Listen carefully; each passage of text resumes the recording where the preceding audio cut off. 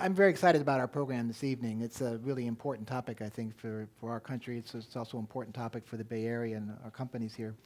Um, Jonathan Miller has got a great background for this. Jonathan has had experience in pretty much all of the different sectors. The private sector, where he's done consulting. Public sector, he worked for the Canadian government and Ministry of Foreign Affairs, as well as the Interagency Security Institution.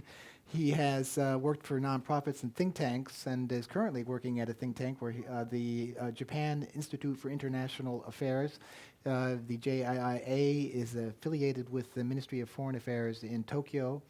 Jonathan's been there now a couple of years. He's a visiting fellow there. And he's also been involved in think tanks in Canada, as well as, and also has a stint at CSIS in Hawaii, I think. Yes, Too bad. Not a It's bad. tough place to live, yeah. And is in looking in his current position as in the JIIA, has looked a lot at the U.S.-Japan relationship, particularly in the last year or so under President Trump.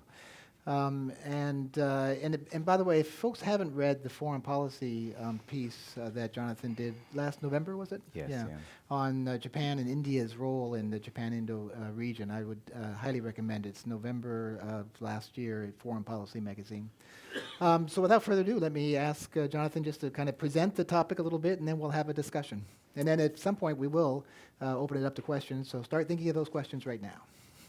Thank you, Larry, and to the World Affairs Council. It's a great pleasure to be here.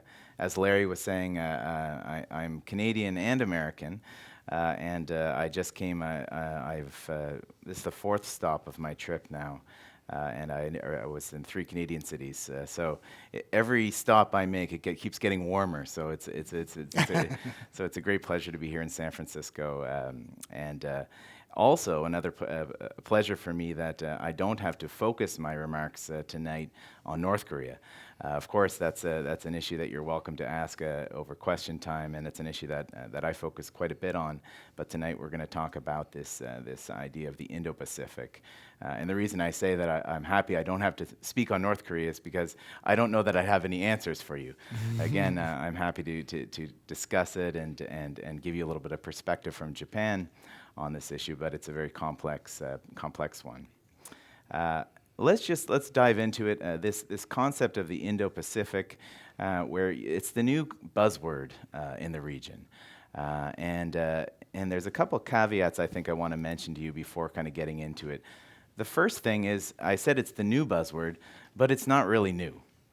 So from Japan's perspective, this is kind of a concept that 10 years prior, the current Prime Minister Shinzo Abe is actually in his second go-around now as Prime Minister. So when he was Prime Minister in 2006, 2007, Prime Minister Abe went to the Indian Parliament, and he talked about the confluence of 2 seas, the Indian Ocean and the Pacific Ocean, converging.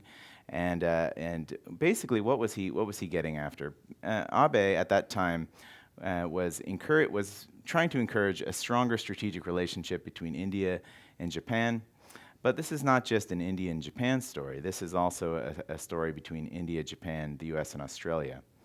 And one thing that you have noticed as well is that the U.S., under our current administration, under President Trump, has also seemed to adopt this Indo-Pacific concept. There was an interesting speech by Secretary Tillerson last year at CSIS, and if you read through the transcript of that speech, he mentions Indo-Pacific 19 times. And if you went back in time when Hillary Clinton was Secretary of State, and before she visited India, she mentioned Indo-Pacific 0 times. So what gives? Has this been a complete revamp of U.S. foreign policy in the area? Have their interests changed? Not really. So basically, to kind of walk you back a little bit, as some of you who follow the region might know, under the Obama administration, there was at first what they called the pivot to Asia. And if you think like a basketball game where you quickly change your posture and you pivot, this was not seen so kindly in China, because it was kind of seen that the wording almost was very, very aggressive, and the Chinese believed that this was a policy that was directly focused on them. This then got changed to what a more softer euphemism called the rebalance. So the United States has been in the Asia-Pacific for a long time, and there wasn't a need to quickly pivot to the region, but just a gradual rebalancing to the region. Now fast forward to the Trump administration, and I think one of the things of the many different issues about how this administration conducts itself with its allies, with its partners, and also with countries that it has issues with, is that it does listen sometimes. It doesn't listen on other times. But Japan has been able to stake a very solid relationship with the Trump administration. Some of my colleagues will joke that Abe is his national security advisor. Therefore, this is a very interesting time in the U.S.-Japan relationship where Japan actually has stability from a leadership perspective. Those who are who follow Japanese politics very closely may point to the current situation where there's a bit of a scandal at home. But notwithstanding that, Prime Minister Abe has been in office now since 2012, which is a very, very long time for modern Japanese leaders. And that has kind of fostered a relationship with the U.S. that has given outsized influence historically for Japan to influence U.S. foreign policy in the region. And we're seeing that quite clearly with this Indo-Pacific concept. I'm told that Prime Minister Abe, in his meetings with Donald Trump, frequently on the telephone with President Trump, was able to basically push forward this idea of the free and open Indo-Pacific. What I'd like to I'm really interested in your questions, but what I want to get to before kind of getting to that point is looking a little bit at where we are today and what are the conditions that got us to this point where we've moved from Asia-Pacific to Indo-Pacific. The key one to look at, of course, there's been a change of administration in the U.S.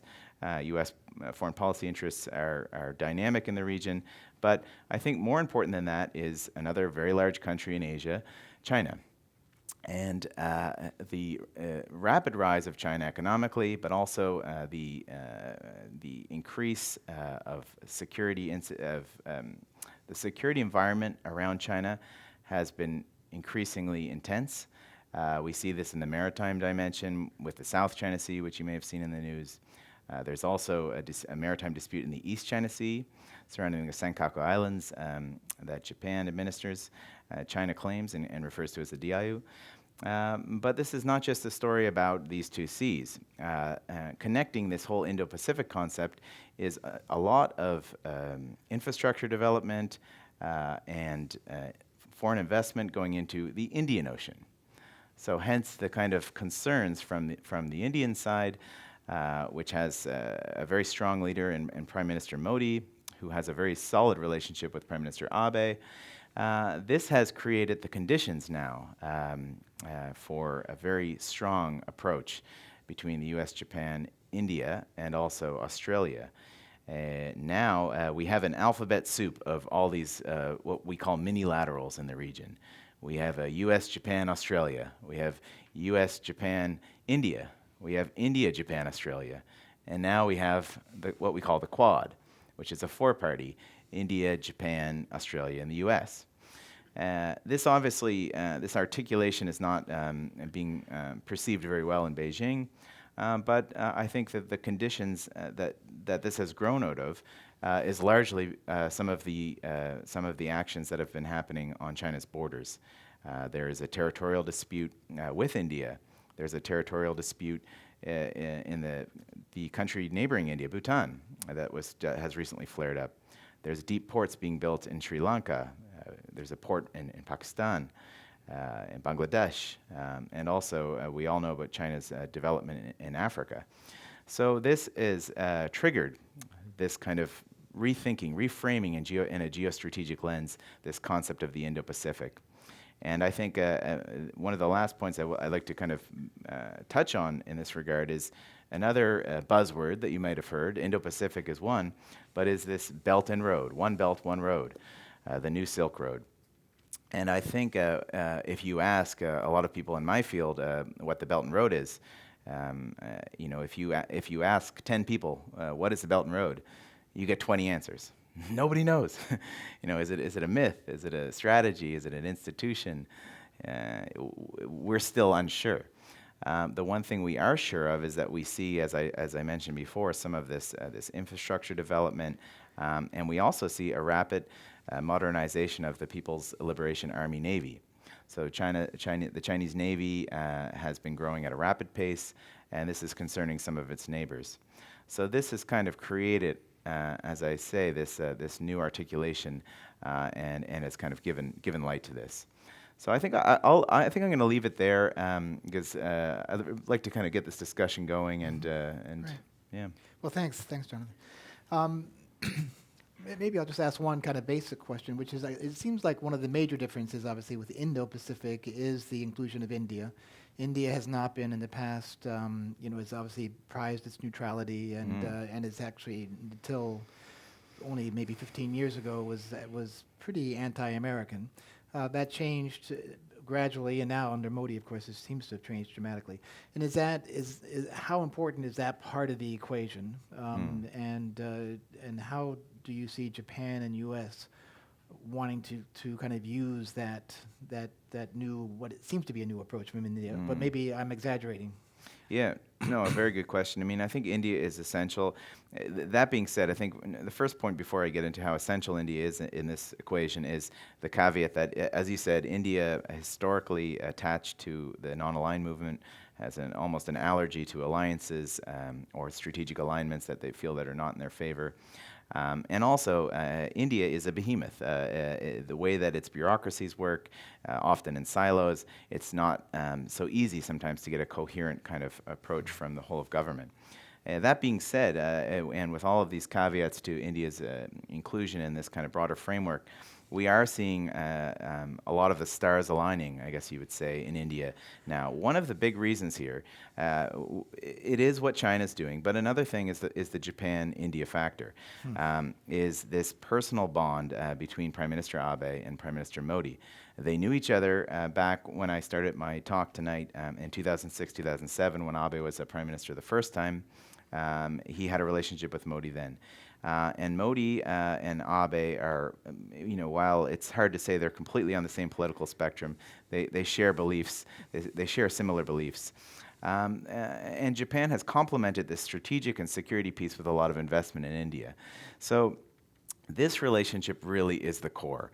And what I think from Abe's perspective and Japan's perspective will be important is to include its Japan-India relationship now and try to draw the U.S. The U.S. has always been here, but to make the U.S., keep the U.S. engaged in these type of vehicles. And I think that's what we've clearly seen with Abe talking to President Trump about this free and open Indo-Pacific, and it seems to have caught on. So this is Japan's kind of motivation for this is essentially, yes, we can do some heavy lifting, we want to do more, but we still need a credible and engaged United States in this region.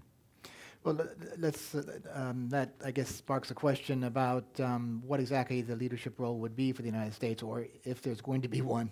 And it seems you were saying, for example, Japan, in a sense, has kind of led the way in terms of bringing India into this fold. Although the U.S. has been working on that relationship for a while, it obviously is not as strong as the one between Abe and Modi. And then you have the fact that in many other areas, Japan seems to be taking the lead. Again, for someone like me who's been working on it for 35 years, it's a very unusual situation. You don't see normally Japan taking that kind of overt leadership role. Are they comfortable with that leadership role, Japan? And are they comfortable with a world in which maybe the U.S. doesn't play such a strong leadership role? Yeah, a very good question. And, I share your perspective that for those who focused on U.S.-Japan relations and the history of U.S.-Japan relations, we're in a very almost unprecedented time. First, there's what's happening in Japan, the story in Japan with Prime Minister Abe. If he serves out his third term, would be the longest-serving Japanese modern prime minister. And then we have the election of Donald Trump and the questioning of alliances, some of the questioning of partnerships in the region, coupled with the U.S. withdrawal from the Trans-Pacific Partnership, the largest multilateral trade agreement that just got signed as a TPP-11 without the U.S. This has kind of created a very interesting scenario of U.S. leadership in the region. I think on one hand, Japan is looking to step up, and I think we're seeing that now with the quadrilateral and how they're kind of talking about the Indo-Pacific. We have seen positive developments under the Abe administration on Japan's security posture. Japan continues to have limits on what it can do due to its constitution. But it has made step-by-step reforms. It has a National Security Council now. It has made a relaxation on its arms exports, and has done a host of other reforms that are supportive of the U.S. alliance and also will help Japan kind of lead more in the region. So while there's a push from the Abe administration, especially to do more, we see this happening in Southeast Asia and South Asia. I think, again, this goes back to the point where that opening that's being created is positive, but we still need, it's essential to have a strong and principled U.S. presence in the region. And that is what kind of underwrites the U.S.-Japan alliance. So Japan cannot do this alone. And I think those in Tokyo will be the first to admit that. So, so what can Japan, or what is Japan doing to, in fact, help encourage the U.S. to play its more traditional role in Asia? Well, I think it's the TPP point is very instructive. So, if you look at with all credit to both sides, and to be fair, if the Clinton administration, if there was a Clinton administration and Hillary Clinton was elected, we're not sure that she would have passed the TPP either. There was also deep pressures on her, especially from the Bernie Sanders wing, not to agree to that deal. So we wouldn't know what would happen in either scenario.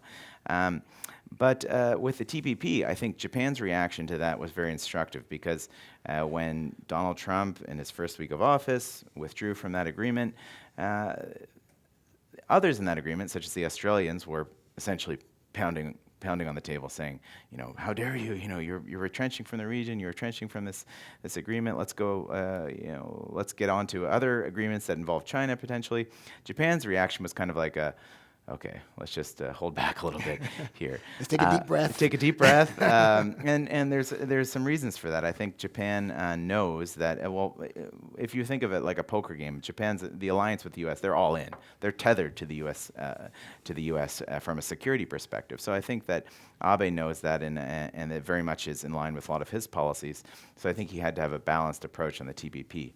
But that's one element. But the second element is U.S. leadership. The worst thing to do would be dismissive, to be scolding, and to say that we have to think of alternatives to the U.S. in the region. I think Japan's perspective is, it's important to build other relationships, but essentially we very much need the U.S. So I think that the TPP example is instructive of that. And even now, after the most recent agreement was signed, the Abe administration is keeping the door open.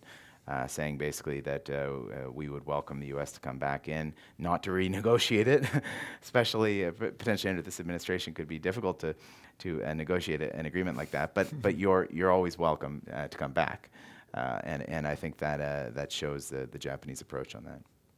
I think it's also interesting the way that they did the TPP-11, and I'm not sure whose idea it was, but it was very clever, because they suspended most of the provisions in TPP that the United States wanted and negotiated for, and then with the understanding that those would be reinstated if U.S. Entered, so that the U.S. can't get, for example, the SOE types of disciplines that the U.S. was hoping for to basically use against China at some point in the future. They were mainly applied to Vietnam. Were suspended, so that those would then come on when the U.S. came on. So very clever from a technical point of view, of being an old trade guy. Very clever way of arranging that TPP-11 that really does bring it back in and doesn't leave it open to renegotiation. China, let's turn to that, because that's obviously the key here. It seems that one point that seems to unite all four of the Quad are concerns about China, as you said. but in terms of how China policy is being articulated, particularly beginning last fall, the U.S. is articulating a much more aggressive posture. So they started, of course, during the campaign, it was very anti-Chinese. But then once the president got a chance to meet Mr. Xi, he was charmed and seemed to be looking to cooperate. And then it all seemed to start falling apart last fall. And now it's actually quite both the Da Nang speech that President Trump gave in Vietnam at the APEC meeting, which was very sharply focused on China, and some of the other statements, the national security statement that came out late last year, are all very much focused on China. I think, in fact, Tillerson in that speech that you mentioned in October called China said it was undermining international norms. Is Japan comfortable with that kind of rhetoric? Because Japan obviously has concerns about China, but doesn't usually like to articulate that kind of aggression. Yeah.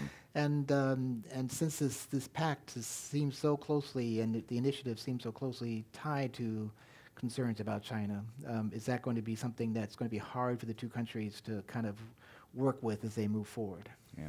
No, great question. I mean, and I would say from the Japanese position, I mean, there's two main points. I mean, again, it's about consistency and it's about balance in the way that you approach your relations with China. I was saying this in Canada, and I'll say this in other countries when I talk about China too.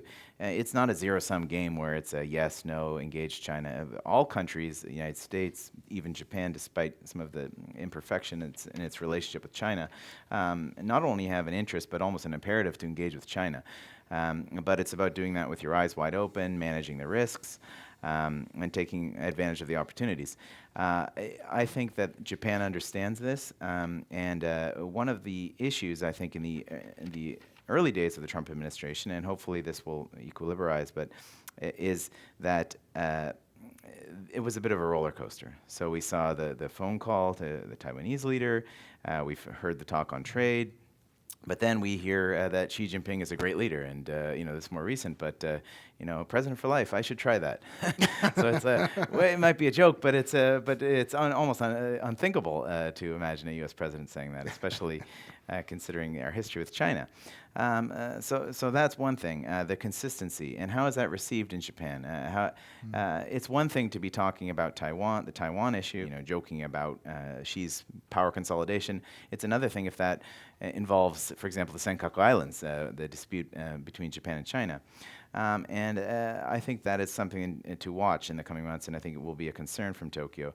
I think, specifically to this on North Korea and trade, this has really been something that if you think of all the issues that the Trump administration has really focused on East Asia, essentially it's been trade in North Korea.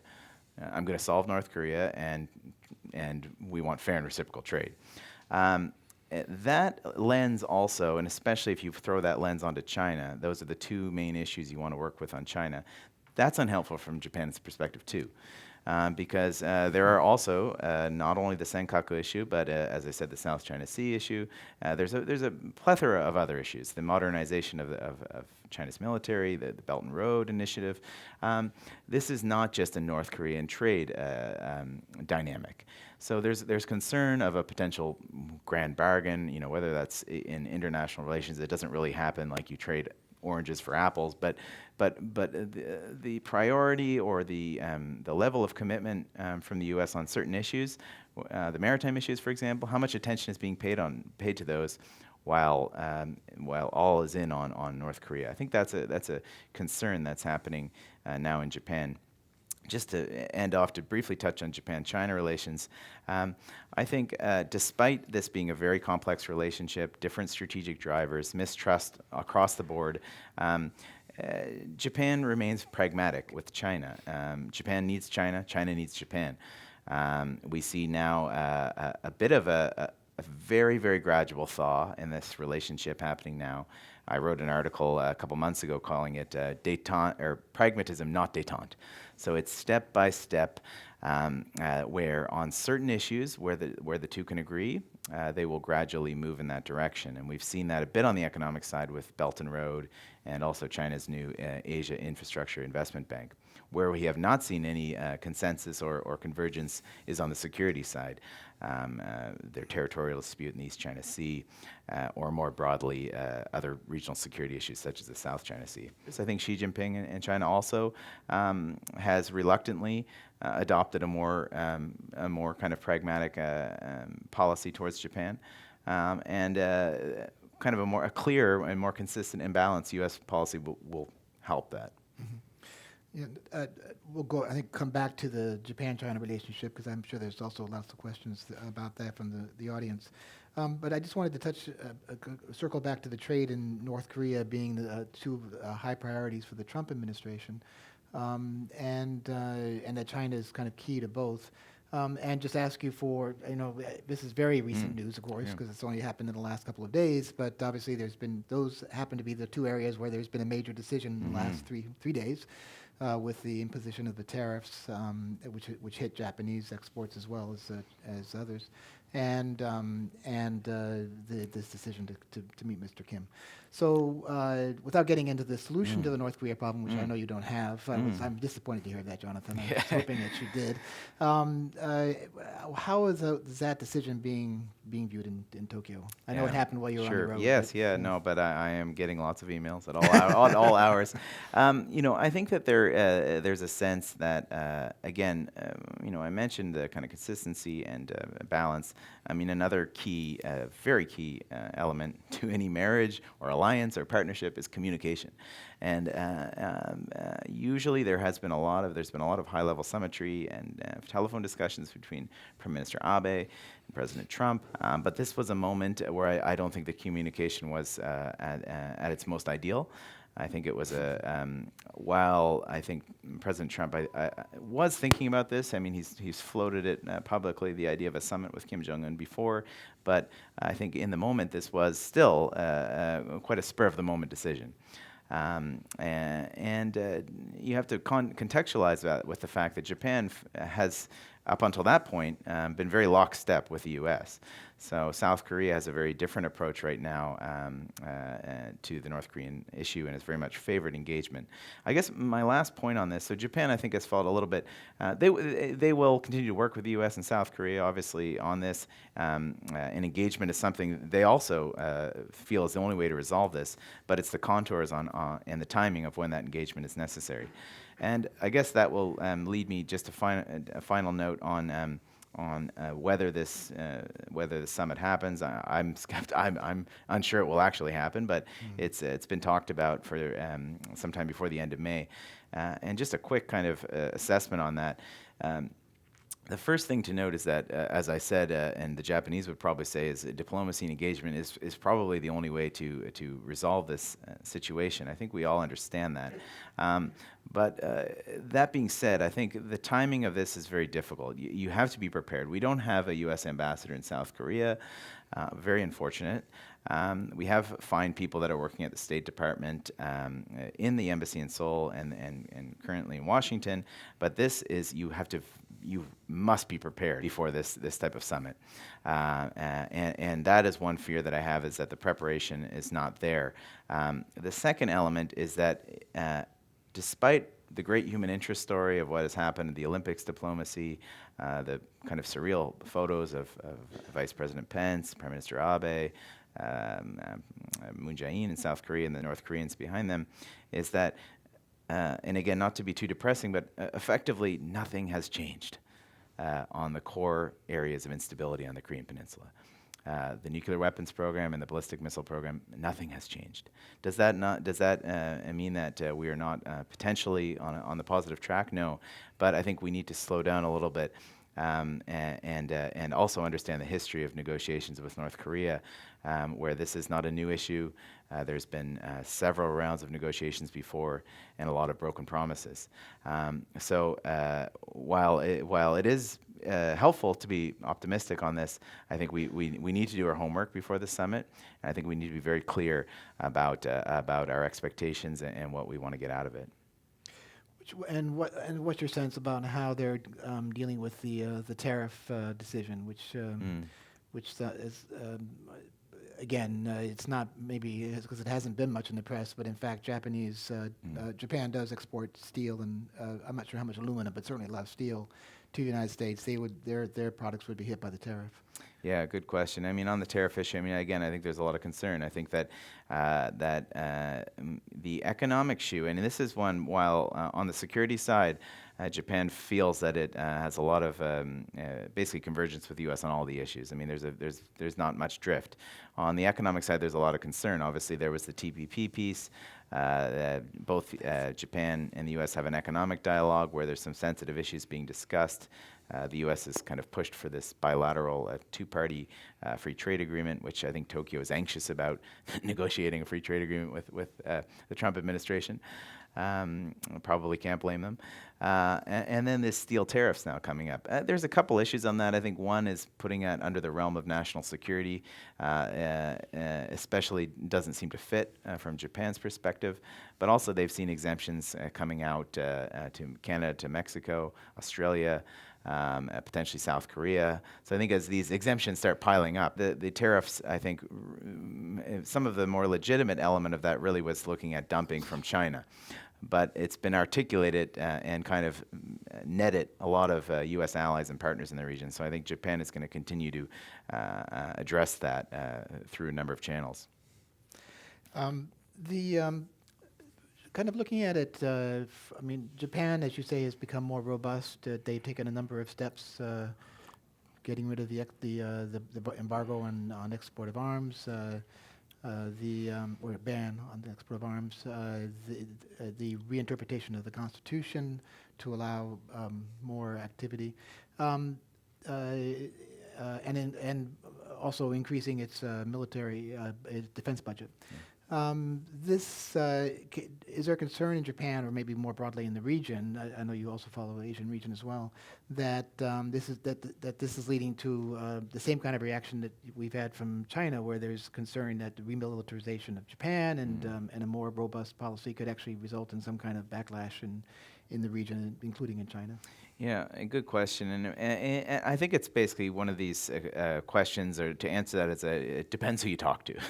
So if you go, what is a false narrative and a false way to look at this is that East Asia writ large is concerned about Japan's remilitarization or security reforms. I mean, I'm frequently in ASEAN, also in South Asia, Australia. If you talk to people in Canberra, if you talk to people in Hanoi, if you talk to people in Manila, Delhi, they're not concerned about Japan. And not only are they not concerned about Japan from a military security reforms perspective, but they're welcoming Japan. So there's a lot of Japanese capacity building happening in the Philippines, providing with provision of Coast Guard vessels, patrol vessels. The security relationship is increasing quite closely with India and Australia. Now they have with India and the U.S., they have trilateral naval exercises. So that part of the region is not concerned. Where the other part where you talk to is basically China and South Korea. And the concerns are a little bit different. I think China and Japan are embroiled in a territorial dispute in the East China Sea, and there's a lot of long-term strategic mistrust with regard to the U.S.-Japan alliance in China. South Korea is a little bit more complex because from a security perspective, there's no reason why South Korea and Japan should have concerns. And from the Japanese side, they're not concerned security-wise about South Korea, even despite the fact that they also have a territorial dispute. But really, this comes down to some of the mistrust about history and the lingering issues on that have, in some circles, fueled this idea that perhaps Japan's security reforms and defense reforms are not good for the region. But I'd like to dispel the idea that the region more broadly is concerned about Japan, because at least from my interactions, essentially what this comes down to is China and pockets in South Korea. Actually, that sparks a question I hadn't thought of before, which is that I mean, how does South Korea look at the Quad? I mean, South Korea being a middling country has often, is kind of tries very hard to box above its weight, right? And it's always a challenge. Do they feel they're kind of left out? I mean, they're the other American ally. I mean, the Philippines has kind of taken themselves out of that running at least for a while, but with Mr. Duterte. But Korea is clearly a strong ally of the United States. They host our troops. Do they say, hey, what about us? Yeah, I mean, my sense is that if Korea wanted to join Pentagon, I guess that would probably be a bad way, bad way to. China wouldn't like that phrasing, but if they wanted to make this a five-sided quint, that perhaps from the U.S. side and the Japanese side and the Indian I don't think there would be any opposition. The issue has always been that South Korea, and if you think of the U.S.-South Korea relationship and the alliance more specifically, is zeroed in and focused on the Korean Peninsula, and this is a big difference between the U.S.-Japan alliance. The U.S.-Japan alliance.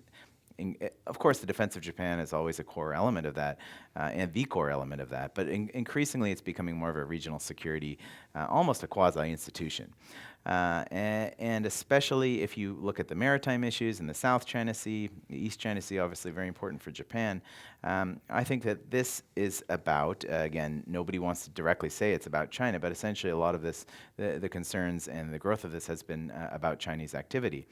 South Korea, I think, looks at it a little bit differently. They don't have a perfect relationship with China, but China's their biggest trading partner. There have been some frustrations, I think, in Washington and Tokyo at times when it comes to the South China Sea, that South Korea is not as interested or willing to participate, whether it be on patrols or capacity building. And I think a lot of that is South Korea's own calculus that it's not in our interests.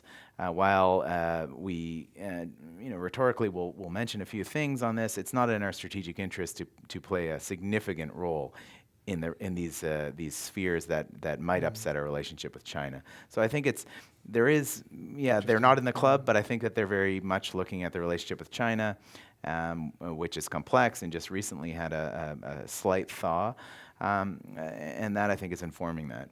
Good.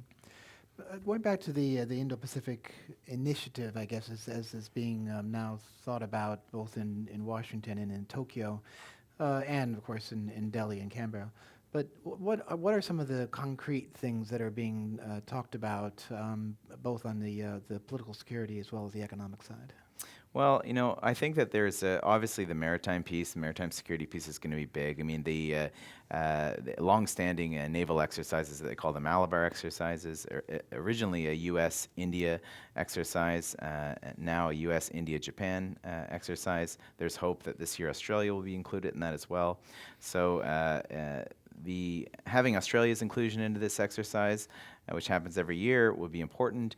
But not only that, but the scope of those exercises, what they're focused on, potentially anti-submarine warfare. There's a lot of submarine activity, especially in the Indian Ocean. So I think this would be an area that is important. Again, is there any controversy in including Australia? Well, there is. The Indians and the Australians will kind of go back and forth on who's wrong, on whose the fault it was for them not being included. I think from the Australian side, they're also balancing their relationship with China. So if you go back 10 years ago when the Quad 1.0 happened, and it was a government that the Rudd government, Rudd spoke fluent Mandarin. The question about how do we position ourselves in this, but it's not adversarial to our relationship with China, was an issue. I think Australia's taken a different approach to China now. It still has to balance this, but I think that is always going to be an issue with Australia. On the Indian side, I think India also has its own issues about kind of balancing its relationship with China and how much it wants to engage with the U.S. and Japan. But I think specific to this kind of Quad, at least what a lot of Indian officials will tell me is that Australia, if you're going to join Malabar, for example, you're going to join for good. We don't want you just to do one-off. So I think there's kind of a bit of a poker match going on right now between the two, and not wanting a kind of a la carte approach where Australia might join 1 year and kind of save itself some diplomatic flack from China. So this is a little bit of the context of that. Sorry, I interrupted you. You were talking about the other concrete Yes. ideas. Well, I mean, basically, there's other things that can be done. Potentially, infrastructure development, I think, is something that's being discussed right now. Again, the Belt and Road that we've been hearing so much about. While in principle, the region needs infrastructure, we all know that. I was in the far west province of China last year, and that conference was focused on the belt element, so basically Central Asia. There's no question that the region needs infrastructure. South Asia needs infrastructure. Southeast Asia needs infrastructure, but it needs to be done in a way of proper governance, proper loans structured in the right way, and it also needs to be done not with with a larger geopolitical strategy.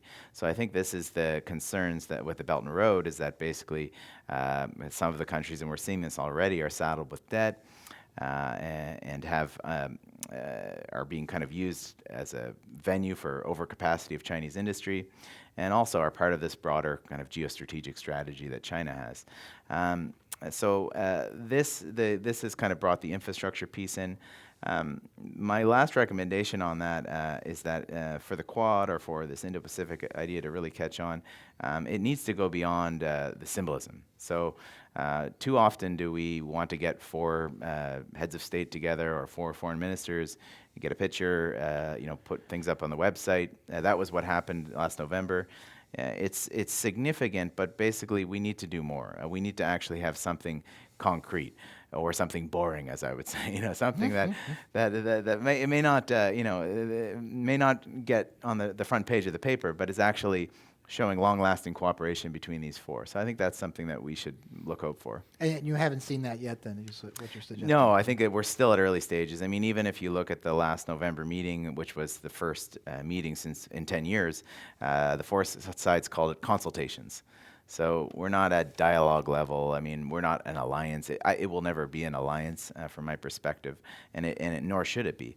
But if they are able to get some concrete, tangible things going, I think that will help the momentum. What is is the main Japanese concern about OBOR, the One Belt, One Road, is it a concern about what you just mentioned, governance and debt levels, or is there to what degree do they articulate a concern about basically the expansion of a Chinese sphere of influence through this financing? And how would they propose to counter that? Yeah, well, I mean, I think it's both. I think the balance of that, I think, depends on how we're seeing things kind of unfold. I mean, the one thing I would say is different is that the Asia Infrastructure Investment Bank, the AIIB, and One Belt, One Road sometimes are confused. I mean, the Infrastructure Bank is a real thing. I mean, it's a real institution. The Belt and Road still, as I told you, is either strategy, myth, initiative. I'm not sure what it is. But there will be some synergy between that. But I think that Japan, while they haven't joined the AIIB, I think has increasingly shown some interest in that, and there are most of the world, most of the developed countries have joined the AIIB. The only ones that really have not is the U.S. and Japan. So being able to kind of, they're hoping that other countries, whether they be Europe, Australia, Canada, South Korea, might be able to shape how that bank does its business. On Belt and Road, I think there's less confidence that that's going to be the case. Of course, they can see what's happening, especially in the South Asian region on the geopolitical side, on the more strategic side. Again, this investment is not happening inland, thousands of kilometers inland. It's happening often in ports, deep ports that have a dual-use access. It's not hard to see why the skepticism is there. Great. Well, thank you very much, Jonathan, and please join me in thanking Jonathan.